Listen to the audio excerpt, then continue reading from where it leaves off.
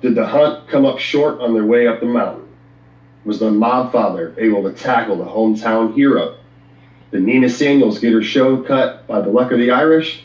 And was a wish upon a star enough for Kenny Williams to tackle Tag Team Gold? Hold on to your haggis, folks. We're Glasgow! Support! No DQ! Welcome, everybody, to the NXT party for episode number 42 of NXT UK. I am your host, the Rated R reviewer, Stefan Osborne, joined as always by the General Jerry Slaughter. Good evening, wrestling fans. And tonight our special guest is the Cleaver Colin Andrew. How are you doing, Colin? I'm good. How are you guys?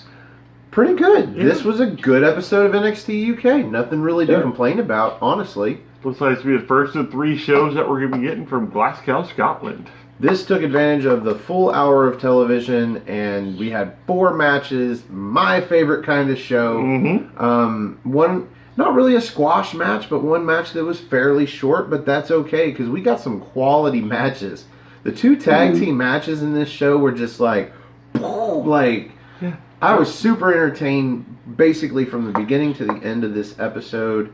I don't know if this is like a 5-star episode of NXT UK or anything like that. But it's a good kickoff for wow, let me tell you, between yesterday's episode of NXT, or just NXT, and tonight's episode of NXT UK, wow. It totally good week of television. Totally made it up for a week of blue and red. But before we get into all of that, we start off the show with Sid Scala, who is making a big announcement. We're going to say blockbuster. Honestly, on regular WWE television, this wouldn't be a big announcement. It's just one of those matches they throw together. But here, it really felt like this is important. We are talking about a fatal 4-way match that is going to happen in 4 weeks' time, and it is going to crown a new #1 contender for the WWE UK Championship. Now, whether the champion is Pete Dunne or Walter, doesn't matter. There are going to be 8 contenders, and I guess we're going to see 4 qualifying matches, 1-on-1, and the final 4 are going to get into this match in 4 weeks' time and figure out who's going to face the champion. That's a lot of 4s. Yeah. But we actually will get one of those matches on this show, so that's pretty cool. But after that, we get the intro and everything. And then Mustache Mountain. Let's start off the show right, man. I'm not necessarily a fan of this tag team right now, mostly because I'm not a fan of Trent Seven. I don't get it. I wasn't a big fan of Tyler Bate for a while, but now I love to hate him. Or hate to love him. Something like that. Something to that effect. But they are facing the Hunt. And Jerry, you commented when we watched this, wow, they're just going to feed the Hunt to Mustache Mountain. It's like we've got nothing but video packages and everything else for him. They get 1 win under their belt, and now they're going to get squashed more or less by Mustache Mountain in favor of pushing Mustache Mountain again. I was like, why would you do that? But at the same time, now I can find one thing wrong with your statement compared to the match that we ended up seeing. It was not a squash by any means. Not by any means. No, the Hunt put up a hell of a fight. Colin, this opening match, man, did you expect this out of the Hunt? I mean, obviously, probably out of Mustache Mountain, but... Yeah, I expected the fight out of the Big Strong Boys, or Big Strong Boy and Sack of Potatoes, but, meat and potatoes. The Hunt, I wasn't expecting. I was down with their ring gear, though. They're starting to look more like a tag team. I mean, I still hate Primate's mask. That thing's dumb as shit. But hey, whatever. What they call him, a toothless... I can't recall. I can't remember. I try my best not to listen to Vic Joseph. Sometimes you have no choice but to not tune out Vic Joseph, and when he does... Nigel may very well be the best part of the commentary, but that's not saying much because when he's on NXT commentary, he's very much the worst part of it, and I'm including Percy. Percy's number 2 to Morrow compared to Nigel. Yeah, Nigel, but Nigel's so much better than Vic.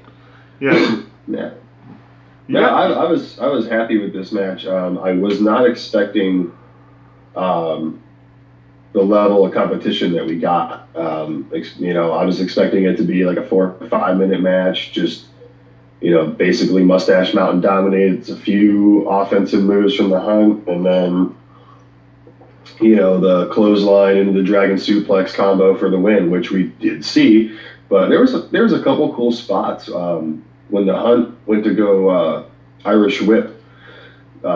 Trent Seven and Tyler Bate both into each other, and Bate like flips over Seven, and then I think he clocked Wild Boar. I think. Oh, both of them. They pop and bang, yeah, pop and bang on both combo there, Mm-hmm. Which was really cool. Yeah, I agree. Like Tyler Bate, obviously we discussed this before, is the shining star of that team. Yeah. Trent Seven, I'm overseeing him for right now. He just needs to refocus on some stuff. I'm surprised he didn't cost Mustache Mountain the match. But Nigel McGuinness said one thing. Tell me that Trent Seven didn't at least do something for you toward the beginning of that match, because he was doing some shit. He was amped as shit. But that lasted about 3.5 minutes. And then it was just Trent Seven getting worked over, and you're waiting on Tyler Bate to come in and clean house. Mm-hmm. That's not usually it goes with them. Yeah, there was one comment, though, that Nigel McGuinness said, though, it was kind of funny because it's just like, you know, my hometown. He's like, just because the Cleveland Browns win a match doesn't mean that they're headed for the Super be Bowl. In the Super Bowl. Yeah. You know, I thought that was pretty funny. I was like, well, that's true. But, oh, Nigel was in full-on heel announcer mode tonight. It was fantastic. But I would say that's true in football, but in wrestling, if the Hunt coming off of, it was basically a jobber win last time, wasn't it? Those two model guys. Those two model guys with the long hair. That Nigel is gay for, apparently. Yeah, he just loves the shit out of them. He's extremely homosexual for them. So coming off of that victory to jobbers, if they got a victory over Mustache Mountain, who was the other team that tried for the inaugural championships, like I believe that would actually put them in line for a championship match. Oh yeah, it totally would. They become the gatekeepers. But Mustache Mountain beating the Hunt, meh. Yeah. Like I don't. Right, it doesn't do anything. No, it doesn't do shit for me. Like I said, they won their first match together, like as a unit, and then now they're coming up cold. So I believe they've got two wins the last two matches, because they beat Fabian Eichner and Marcel Bartel. We were pretty pissed about that. But I believe that was the last time they've tagged together. That was Amir Jordan and Kenny Williams. Sure. Yeah, because they got the win, and that's what sparked them to finally say, it's like, okay, we talked to Sid Scala and Johnny Sage about getting the tag title match after. Well, anyway, I'm pretty sure the last match we saw them as Mustache Mountain, they won because we were hoping they'd lose and it would further. Maybe it was on regular NXT. Anyway. Yeah, they beat the Street Profits. That's what it was. Mm-hmm. Okay, but eventually they had to lose that. Memory! So I actually have a bunch of notes for this match. Now, first and foremost, okay, I thought this was going to be a squash match because right out the gate, we saw my favorite move out of Primate. Just because it goes with his character, he slaps the mat before going for a clothesline in the corner, and Trent Seven just dodges out of the way. You're like, oh crap, we're gonna lose. And through the next several parts of the sequence, they're going corner to corner, and I'm just like, Primate is stupid. Mm-hmm. He's dumb. He keeps running into Invisible Trent when Trent's been over there for 8 or 9 minutes just chilling, having a cup of tea of NXT. Yeah. Anyway, the turning point in the match was a chop by Trent Seven that really, truly, from the camera's angle, looked like a slap to the grape ape nuts. Yeah, it looked like he chopped him in the dick. And Primate goes down, and you would imagine that if you got chopped in the dick, you'd go down immediately. Yes, we backed it up. And we confirmed that I'm pretty sure he actually chopped his thigh. Yeah. It was close. Nigel said, yeah, he's like, chopped the inner thigh. Yeah. It was close, but no cigar. But the camera angle made it look like, yeah, he totally chopped him in the dick. Right. 2019. I think James Melrose would have started puking, or Jay Melrose would have started puking in the ring if that had happened. Right in the tea bags. So after this, where the fuck was I? So he nails the DDT off of that. Well, no, and then he nails a suicida to both guys on the outside, a low suicida. Yeah. And then he starts to go up to the top rope from the apron, and Boar jumps up and holds onto his leg, which leads Primate to jump on the middle rope and do kind of a suplex throw, which he gets a near fall for. Let's see. My next note here is just blatantly, the Hunt are obviously the heels here. And I've got written boo. And you might think I'm booing because they're heels. No, I'm booing because why would you make these guys heels? Seriously. I don't think that makes any sense. These guys seem so marketable as a babyface. You could eventually turn them heel, but I don't think they look necessarily like bad enough to be heels at this. Like, they're heel jobbers, but I think they could be faces. For me, they kind of give off the Bushwhacker vibe. Like, they're like the Bushwhackers when they were like the New Zealanders back before they went to WWE. They were like feared wherever they went. But then they started doing their gimmick where they started doing their march down to the ring, like, and people just caught on to it, and that became their thing. That's why I think the Hunt could be. I think they could be the Bushwhackers in NXT UK if actually used properly. So anyway, after I realized that these guys definitely are the heels, Tyler Bate gets the hot tag, and I just put some classic Tyler Bate-ness. a lot of his moves, man. Just the shit that he pulls off. Does a standing shooting star for a near fall. He gets one of the guys up in it. I think it was the Boar. Yeah, he got Boar up in an airplane spin, and then kicks Primate, and then throws Boar into Primate, crossbody style. Yeah. And then, let's see. There's an assisted power bomb here, and how did he assist it? With some kind of belly to back lift or something. Yeah. Into Tyler Bate power bombing. And then a scoop side slam by Trent Seven, which was pretty innovative looking. Scoop slam into back over on this side into a side slam. Yeah, near fall. That was on Boar. And then Mustache Mountain goes to set up something in the corner where the thing where Trent Seven gets him up in a torture rack. Yeah. And Bate goes up top. But then Boar gets out of that and he throws Trent into the corner, which takes Trent out for a second. And then they get Tyler Bate and they hit him with this pop-up German suplex. It didn't look great, but I got the idea of it. Yeah, once you get the mechanics of it down, it's going to be a sick-looking finisher. But the fucking Tyler Bate kicks out of that. So this is where they get up and they get Trent Seven and Tyler Bate in the corners, and they do stereo running like spears or shoulders into the corners, and then go to throw Bate and Seven into each other, and that's where, as Colin said, Tyler Bate rolls over and they do that fake out punch. Yep. And then pop and bang. That's basically the end of the match. They pick up, I think it was Boar, and they do that Peter Pan off the ropes into the clothesline, into the dragon suplex. Yeah. Excuse me, I'm tired. One, two, three. Is there an actual name for their finisher? Fuck if I know, dude. Granted, if Joey... Can we just call it the mustache ride? I was about to say, Joey Ryan has the mustache ride, which okay. Which I think would be cool if he actually did show up and feud his Tyler Bate. He's like, I've been getting mustache rides before you're even born.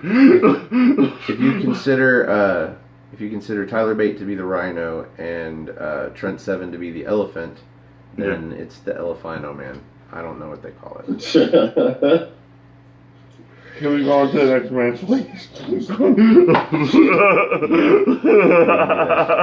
Let me find it. So, before we go on to any other match, they cut to the announcers. We've got Vic Joseph and Nigel McGuinness, and they're talking and whatever. I don't even remember what they're talking about, but suddenly there's breaking news. Oh my God, we got to go to the back. The cameras are back there already. Yeah. Go figure. It looks like Amir Jordan is injured. We've got Kenny Williams carrying him. I believe we had a ref or a trainer, a doctor, somebody with them. And then Sid Scala's there, and they're ushering him into the trainer/doctor's room. And, yeah, okay, so our main event tonight is supposed to be the Grizzled Young Veterans, that's Zach Gibson and James Drake, versus Kenny Williams and Amir Jordan. For tag belts. They're not doing this for nothing. Obviously, Amir Jordan is not making it to the main event. No. But more news on that later. Yeah. Up next, we have our qualifier match for the night for the Fatal 4-Way for the #1 contendership for the UK title. We've got Joe Coffey versus Flash Morgan Webster, the man with 3 names. And this was fun. Yeah. It was fun watching Flash Morgan Webster get his ass kicked and Joe Coffey be the hometown favorite. They were solidly behind Joe Coffey in this match. They worked it into the match. Throughout the match, Flash Morgan Webster was getting distracted by the crowd booing him and cheering Joe. Yeah. And there at the very end, he took an extra second or two to get to the top rope because he was looking at the crowd like, why the fuck are you booing me? Yeah. I'm the good guy. Yeah. Yep. And that extra second or two. So anyway, we'll get to all of that.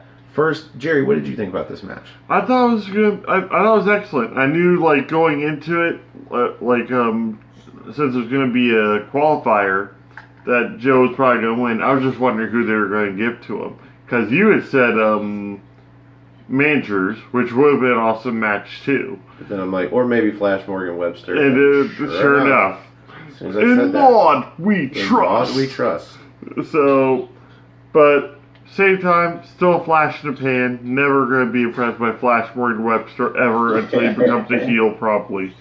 So these guys were hand selected to be these 8. Yeah. To compete.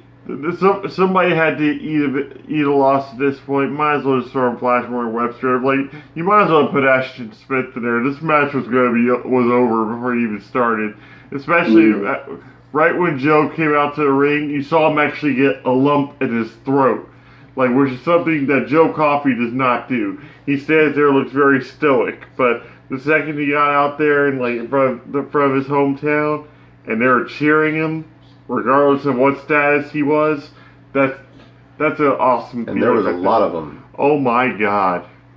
Mm-hmm. They did that fancy lighting where you can't see the seats where there is nobody. Probably like the upper decks, there's probably nobody up there. But from what you could see, dude, there was a lot of people there. Yeah. Colin, what was your take on the match?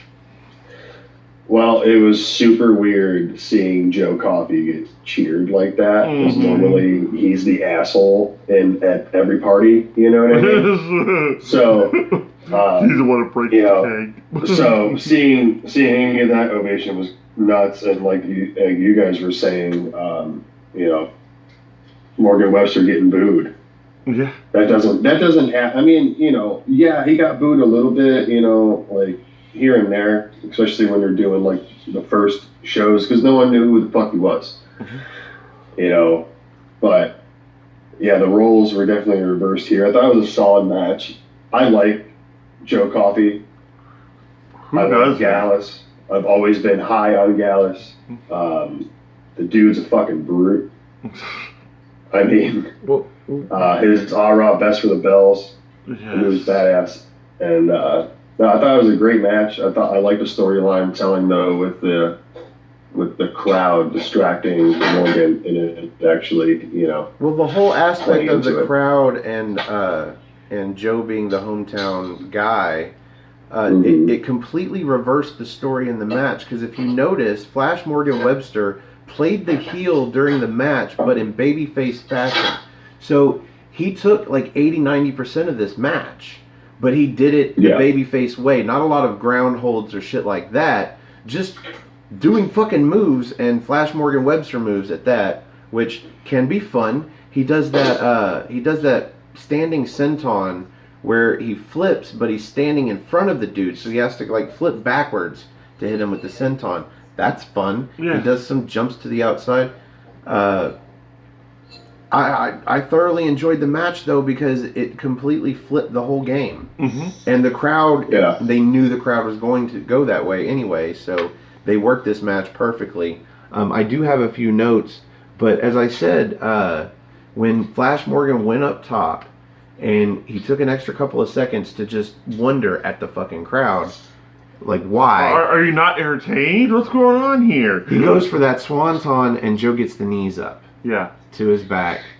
He throws him towards the corner and he hits him with that, what does he call it?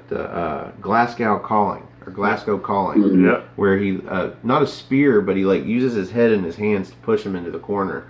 And then he comes off the ropes with just this running, spinning all our best for the bells. And 1, 2, 3.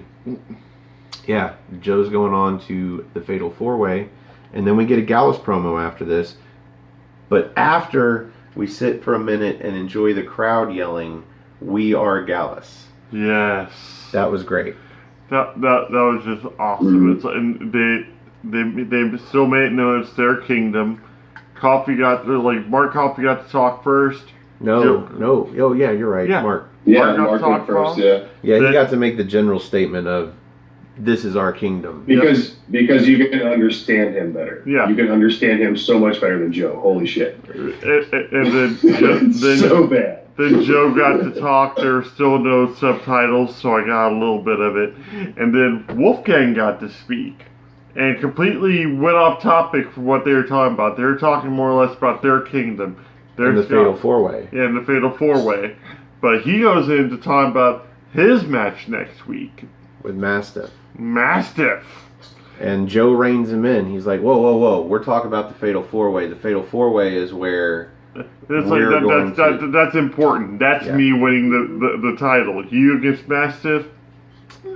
This segment, though, it becomes important because we're going to find out something later that is going to really say something about all of that. And we'll get into that. But yeah, Wolfgang versus Mastiff next week. And in 2 weeks' time, we are going to get the UK Championship match. Pete Dunne versus Walter, the rematch.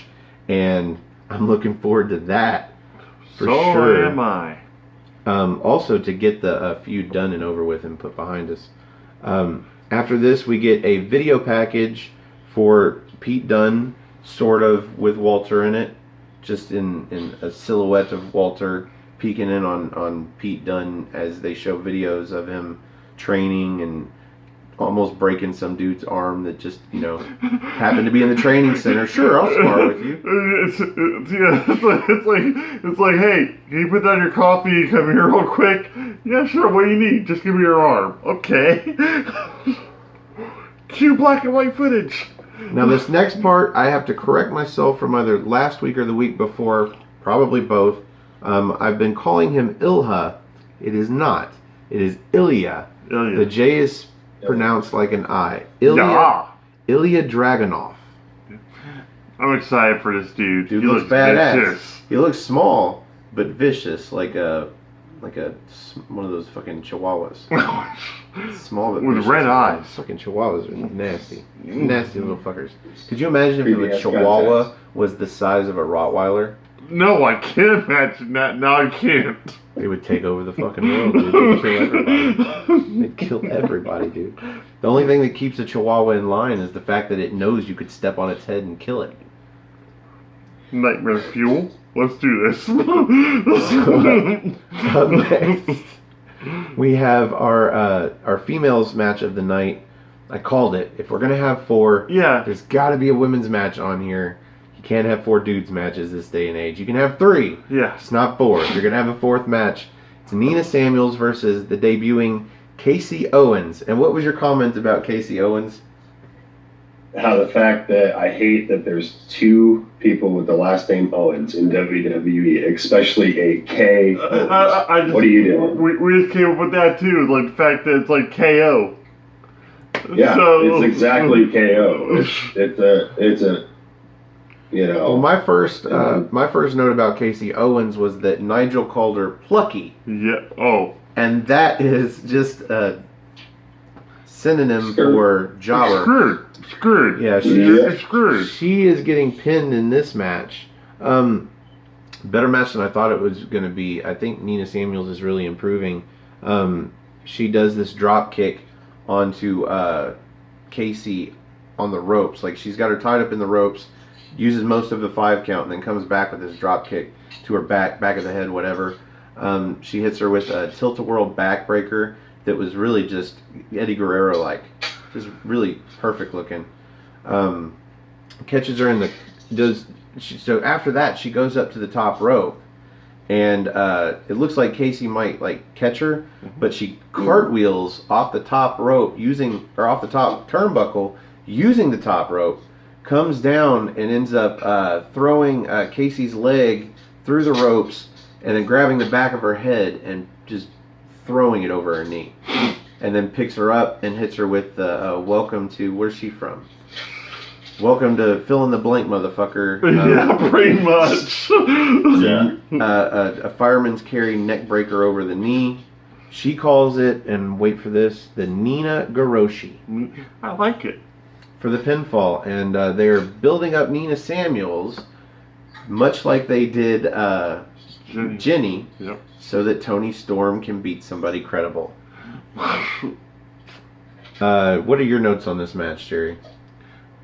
Casey Owens did a cool entrance that kind of harkened back to Ariel from the relaunch VCW. She got to hang upside down. Like, man, that'd be a cool, thing for her and Isla Dawn to do if they ever teamed up. Because Isla Dawn could do her usual thing like this and have her hanging upside down, say, it'll look flashy, and then they could lose, and it'll still look awesome. But at the same time, pretty much Nina Samuels was going to go over in this match regardless, so I couldn't really get too invested into it. And if somebody's debuting or if it's Candy Floss, then yeah, Nina Samuels is winning. I can't really see right now a credible threat to Toni Storm. The only credible threat I could actually see isn't even in the company. Well, Rhea Ripley or Piper Niven. Well, even then, I can't even see them as credible at this point, since they're going to be fighting each other for so long. Because I see that feud going at least a couple months. The only other person I can see, showing up there and making a run at Toni Storm, or at least being a viable contender, would be a woman that doesn't even have a brand at this point, Nikki Cross. What about Candice LeRae? I can see Nikki going back, especially after a Performance Center commercial. What if Shayna Baszler showed up? And tried to become double champion? Whoa. That'd be cool.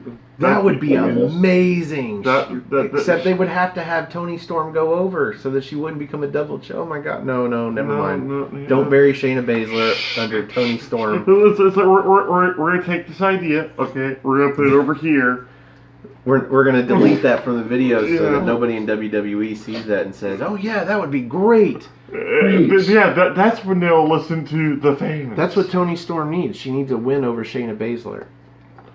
She needs a credible win in general. So. Colin, what did you think about Nina Samuels here? Or Casey Owens, for that matter? Well, Casey Owens didn't do shit for me. They're obviously billing Nina towards a title match against Toni because, like Jerry just said, Piper and Rhea are going to be going at each other for a little while for what it looks like. But it should be one of those two going after Toni. Toni shouldn't have a title. We've been over this. You know how I feel. I'm not going to get back into it. Or a triple threat match even. But yeah, triple threat that'd be cool. Like, maybe somehow after this whole Nina Samuels Toni Storm match eventually happens, you have a number one contender match with Rhea and Piper. Yeah. And that ends in like a draw, and then Toni says, "I'll fight both of you. I don't care." And that'd make her look actually like a fighting champion, worst case. No, because then Piper Niven will pin Rhea Ripley to get the title so that Toni Storm doesn't have to take the pinfall.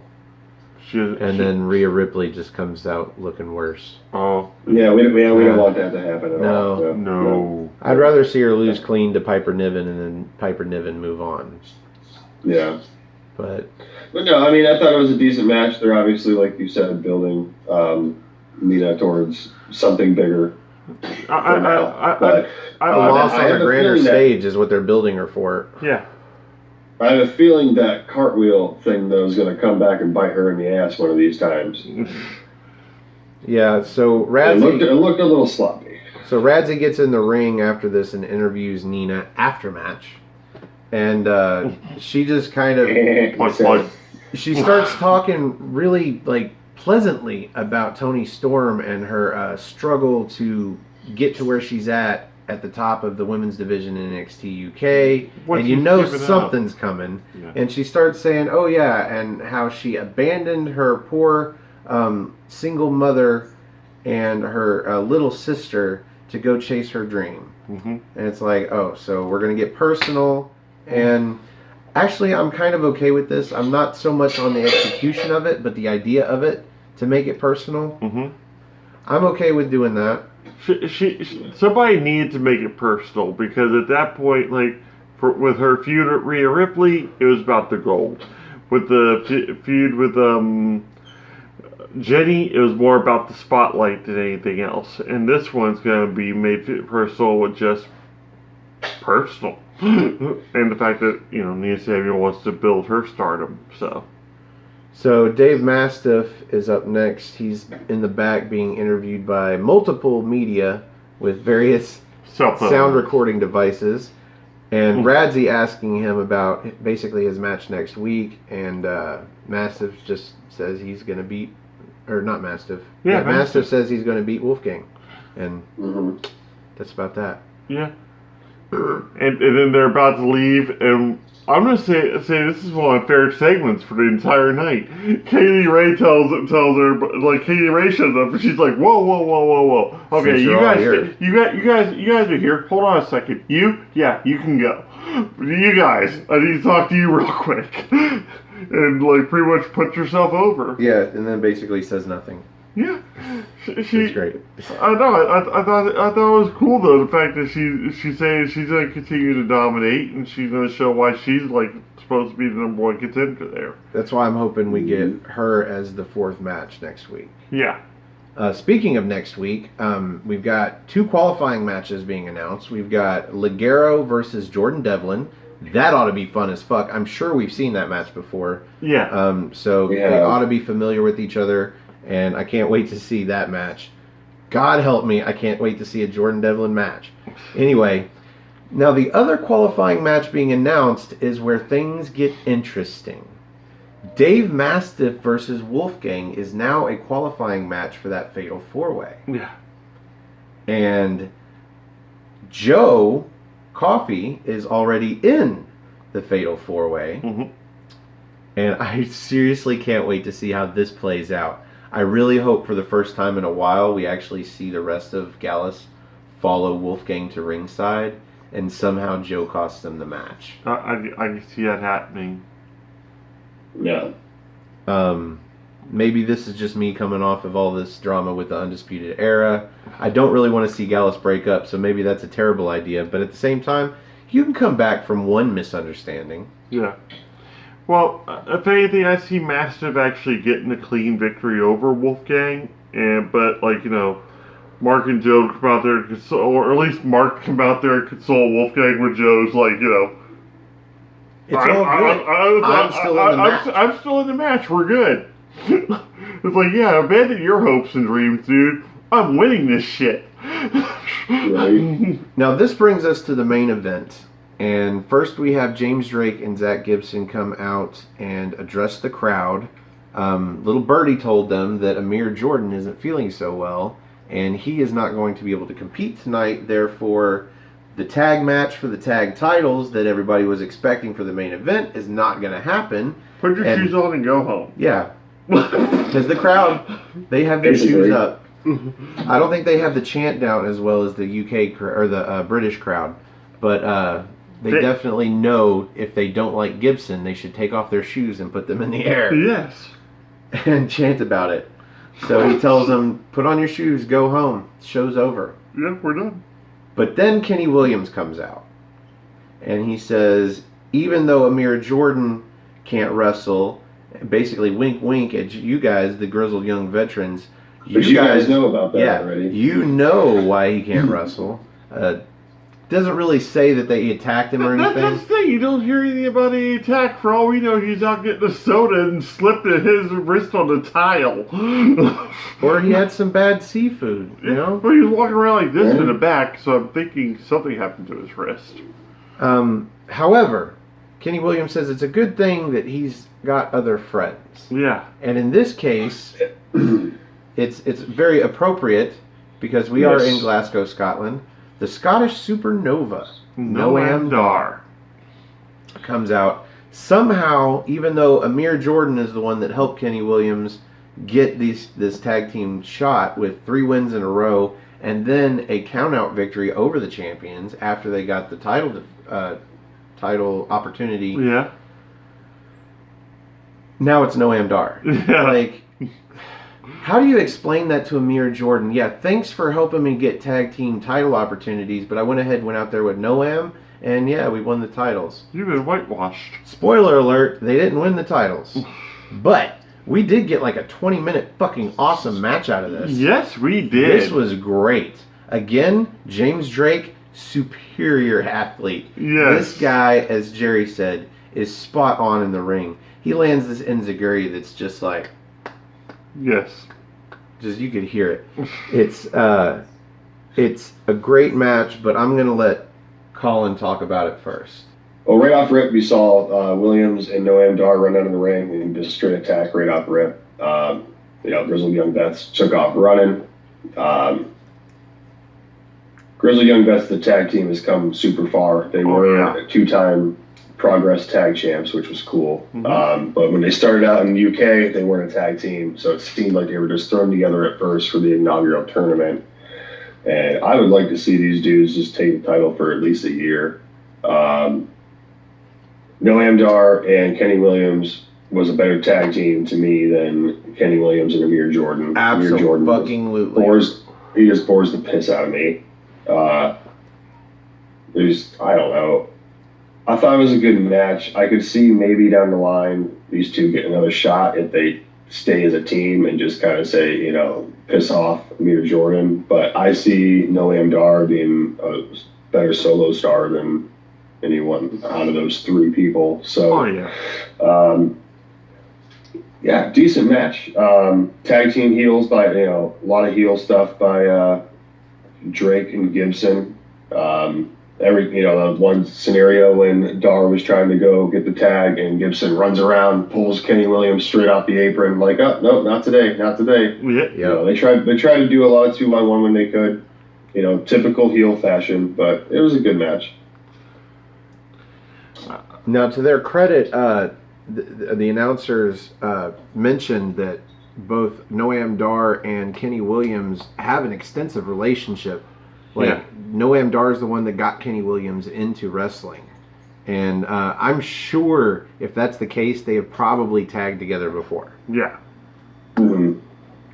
So I could see them taking over as a tag team and ditching Amir Jordan because they're just a better fit anyway. We were talking last episode, I believe, on how Amir Jordan and Kenny Williams just don't fit together because Kenny Williams, even though he comes out with those ridiculous 3D sunglasses sometimes, he still looks at Amir Jordan like, what the fuck is wrong with you? Yeah. We're about to have a match and you're dancing like a fool. Mm-hmm.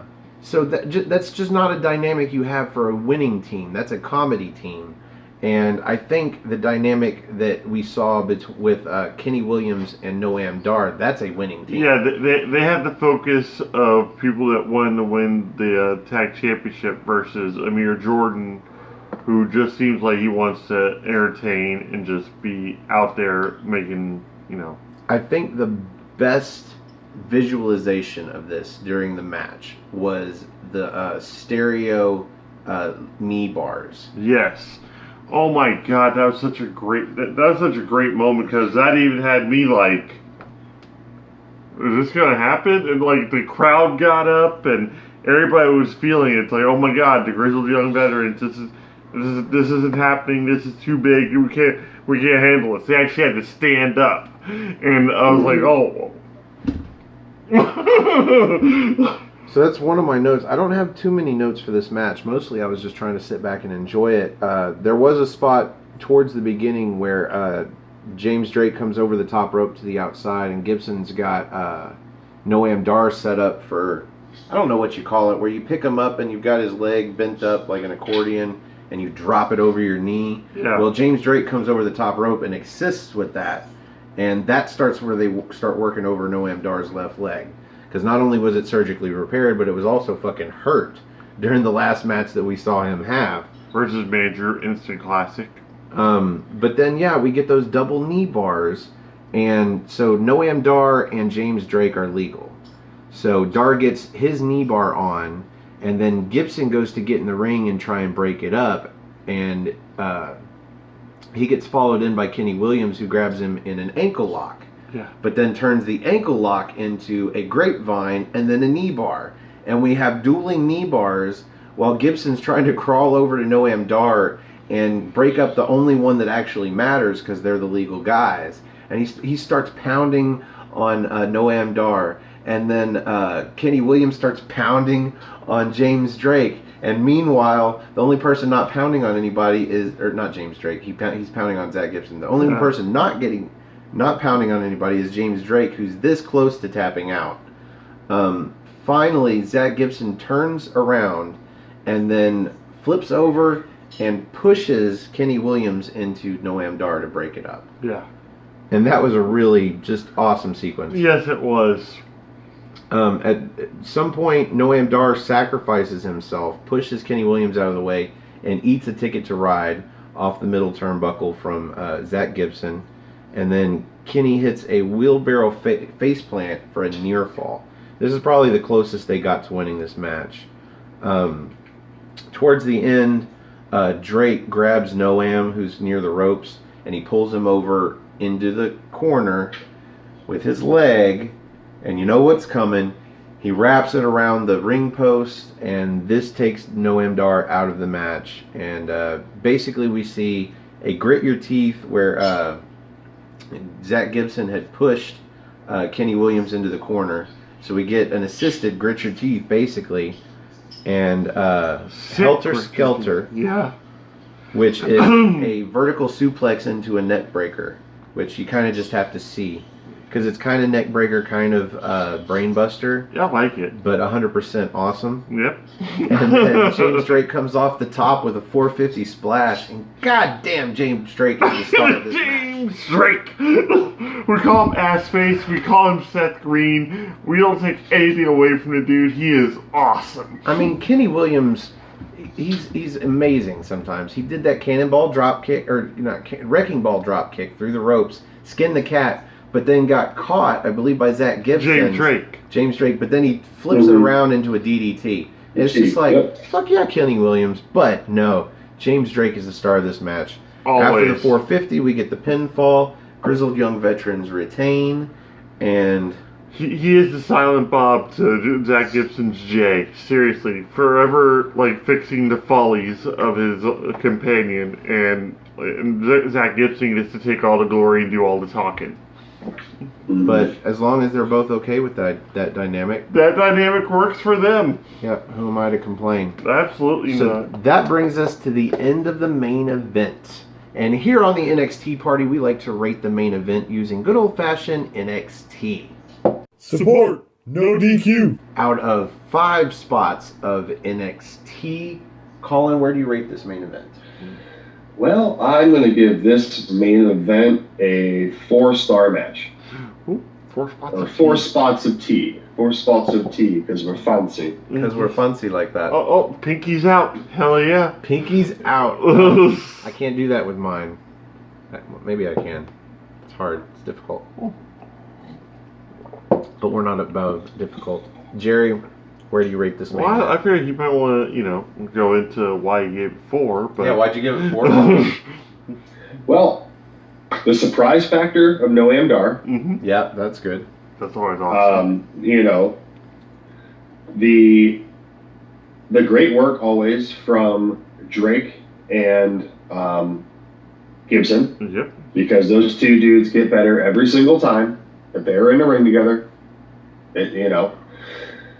3, Amir Jordan was not in the match. that should be an extra quarter right there. Where's the burn cream, folks? Where's the burn cream? And 4, that the Grizzled Young Veterans retained. So they are my 4 spots of tea. Yeah. It burns worse when it's true, though. It hurts because it's true. So, Jerry, now, where do you rate this main event? I'm going to have to go with actually a 4 as well. Because with this match, it kind of gave off that, Devlin Travis Banks Blackpool match. Because you weren't expecting Travis Banks to be out of the match, and all of a sudden you had Finn Balor there. Yeah. So there was that surprise factor, and it gave it more of a big match feel. Because I was not excited going into this match. I'm like, okay, so they're gonna put the belts on Amir Jordan and Kenny Williams. Right. Really? No. But at the same time, I automatically didn't think that anyway. I was like, okay, Zach Gibson and James Drake are gonna find a way of retaining. Gotcha. But with Noam Dar being thrown into the mix, that throws Zach Gibson and James Drake further off their game. And I was like, okay, so now we have a legitimate threat here. It's actually pretty cool. And this title change could happen because now if it does happen, now you've got part of the storyline being, well, what about Amir Jordan? He's gonna be pissed off now. Yeah, that's further storyline telling right there, which would be great because then that gets up the feud between the tag partners or whatever else. But then you also had the great work as per usual out of Zach Gibson and James Drake. James Drake especially. We are high on James Drake here. Simple as that.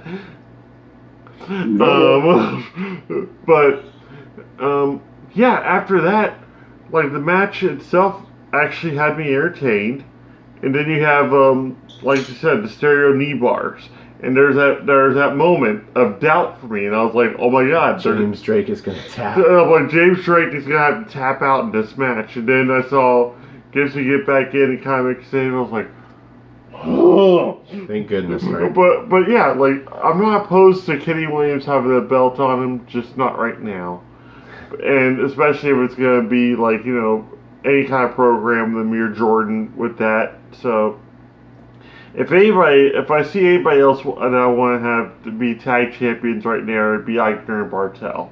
And that's the only way you're going to get that is if we get a face team holding on to the belts. That is transitional champions. The only reason that's the only reason I'd want to see Kenny Williams and Amir Jordan winning the belts, and I couldn't see that happening if Kenny Williams and Noam Dar won. Now, do you see a future tag team championship match with a healed up Amir Jordan and Kenny Williams getting the match they should have had? It's highly possible that, or is it like a triple threat, maybe even a 4 corners match? Because I don't see Zach Gibson and James Drake losing the belts in one-on-one competition with any of the teams there. They are that solid together.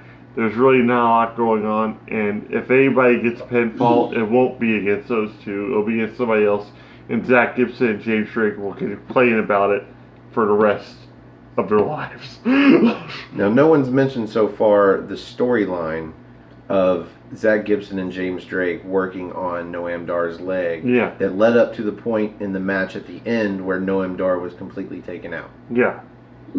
And for me, that just brings it all up. I'm going to agree with you guys on a 4 spot of team match. Although, I'm going to go with 4 1/4 because this is coming off of a really great show. Yeah. And I believe this show deserves that extra quarter. I was about to say because we had a solid show, especially that for opening match. Jesus. Especially for the fact that this is the first night out of 3 nights, and the Scotland crowd's already on fire. This is so much better than what we got in Brooklyn or anything else at this point. Even Coventry, the crowd wasn't as big, like popping as the Scotland crowd. Yeah. I'm hyped for next week. I really am hyped for next week. Support No DQ. Well, that brings us to the end of this episode of the NXT Party. And thank you, Colin, for joining us so early in the morning. It's not as early as it used to be, but that was late night. Yeah. Colin, where can we find you? You can find me on my YouTube channel, Colin Andrew, COLIN space ANDREW. You can find me on Twitter and Instagram at Colin26Andrew. You can support the White Rabbit Supply Company. You can support the simple man, Noah Foster. Mm-hmm. And, can just keep supporting these fine gentlemen and all their hard work. Thank you. We've never met in person, but two of the best people I know. We have a close bond. They're good people. So keep supporting that. Keep supporting them. The whole NX team. Shout out to everybody in there.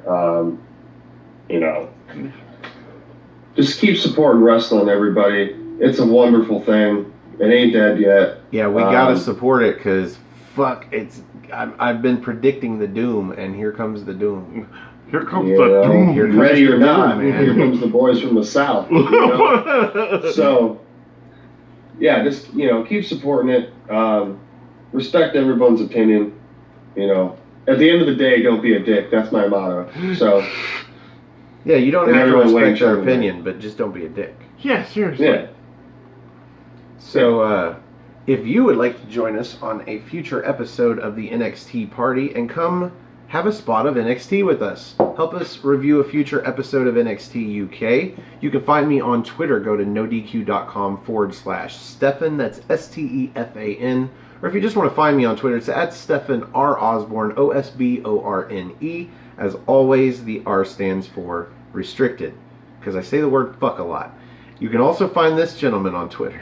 At NoDQ General, and also on my Facebook group Armbar, all capital, ARMBAR, exclamation point.